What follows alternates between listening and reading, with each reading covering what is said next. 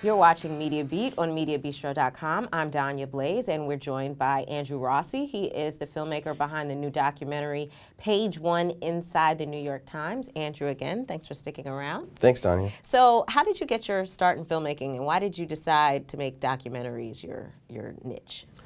Well, I actually used to be a lawyer. For a couple of years, I practiced at Skadden Arps. I went to law school sort of trying to be a good son to my parents who wanted me to have a real job. And I always knew I wanted to go into film, and I wasn't sure exactly what my entry point would be, but I guess it was 2001 when sort of FireWire was first in use, and I picked up a digital video camera and sort of really fell in love with the process of just being behind it and capturing things out in the world. And the first movie I made was about the restaurant business. It was called Eat This New York. It was about two best friends opening a restaurant in Brooklyn. And then my next film, I sort of continued with the food theme, and I did it about the Italian restaurant that owns Le Cirque. It's called A Table in Heaven, and it was on HBO. And I think I really am drawn to stories that ultimately go behind the scenes or get access to a world that's sort of one where we don't really know much about what goes on, but we have a real impression of what they're like.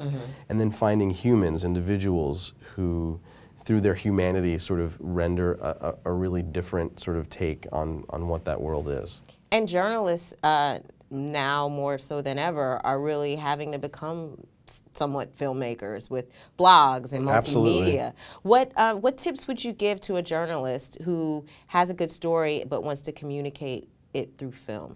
Well, I mean, starting off as, a journalist is already a storyteller, so that you're sort of 3/4 of the way winning the battle. I mean, that's huge. And then visually, I think it's just a question of getting as many sort of tools as possible to assemble in the creation of the story. So, it's just a question of like getting out there into the field. If you could have your story that you've written, but you want to just like really get out there and find as much entertaining visual material to tell that story.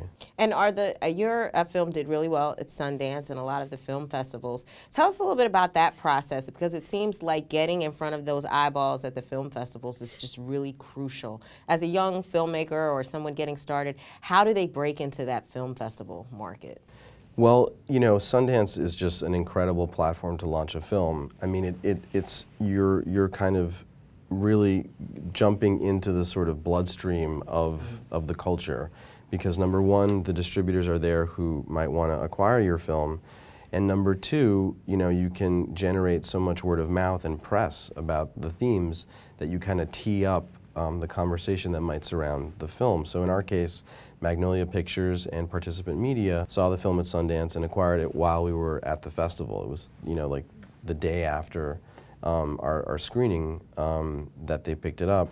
So it's tremendous. I mean, it's an honor to be at Sundance, and it's certainly hard to sort of suggest for people to have your movie be at Sundance, because it's not a given. It's hard to get in there. But one thing I can say is that we really keyed our whole process to trying to get it done for that deadline so that it would be at Sundance. Okay, great. Well, Andrew, it's been great speaking with you again. I really great to talk to you, Donna. Really enjoyed the movie. I really want you to talk to Bill Keller and get him to make it a series every week. We'll see what we can do.